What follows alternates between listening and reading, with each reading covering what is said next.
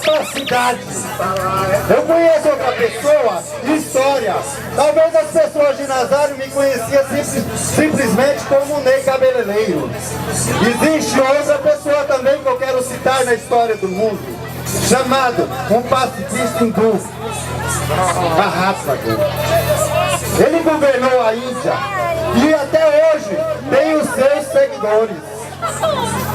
E hoje nós queremos dizer, tem pessoas que estão lá do outro lado, do meu adversário, que falou que eu não falei mal do determinado candidato, porque eu era um 71 aqui no seu palanque. Eu não sou 71, eu sou pessoa que tem caráter e personalidade. Por mais que me ameace, que me coloque alguma coisa que venha me surpreender ou me intimidar, não, eu tenho bagagem.